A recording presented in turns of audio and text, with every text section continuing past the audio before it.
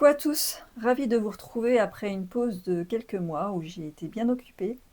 Et aujourd'hui, j'ai envie de vous parler d'une aquarelle que j'ai fait pendant le mois d'octobre dans le cadre du défi Inktober.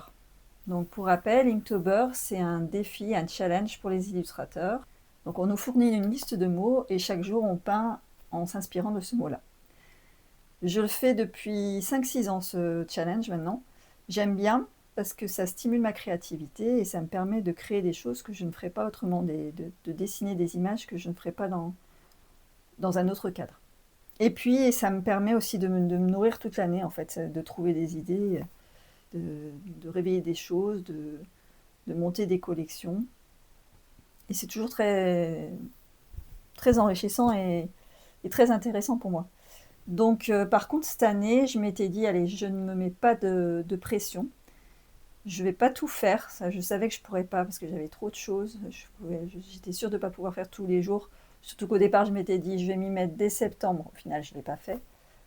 Et donc, après réflexion, je me suis dit, allez, je vais me faire un visuel par semaine, sur 4 semaines. Et dans chaque visuel, je vais m'inspirer de 3 mots.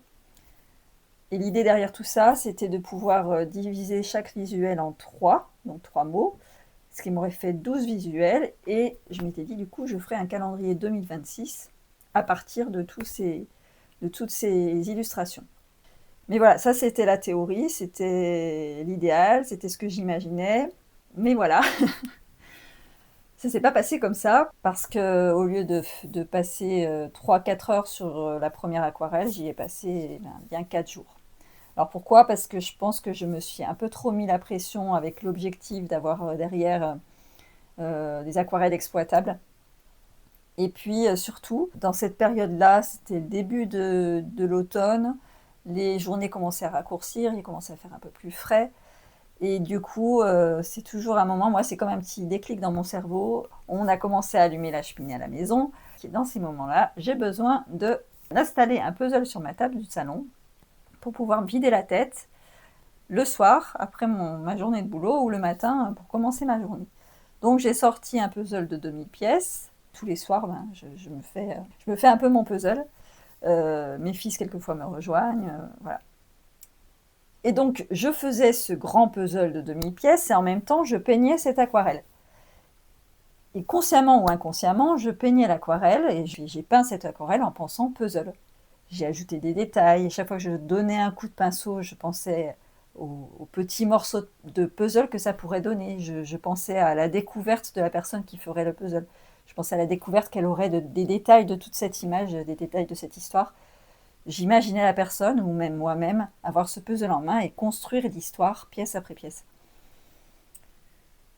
Du coup, quand j'ai eu fini cette aquarelle, au bout de 4 jours, je me suis dit, c'est pas possible, je vais pas pouvoir faire tout mon challenge Inktober sur tout mon mois d'octobre, enfin, disons 4 jours par semaine, c'est pas possible. Alors du coup, j'ai complètement arrêté Inktober.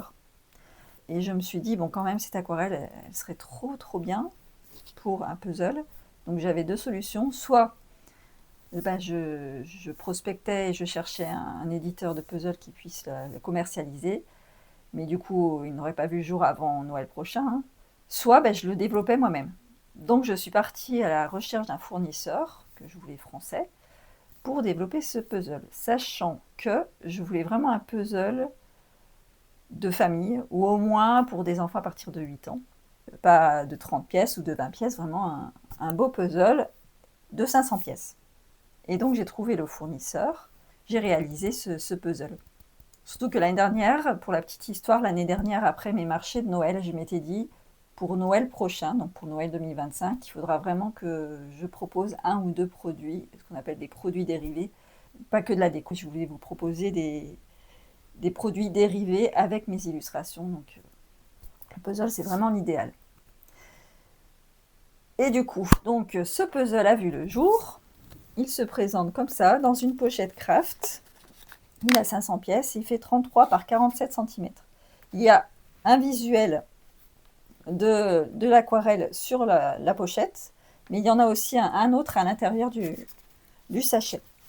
Et donc, je vous le proposerai à la vente début décembre, du 5 au 7 décembre. C'est une vente en ligne, privée.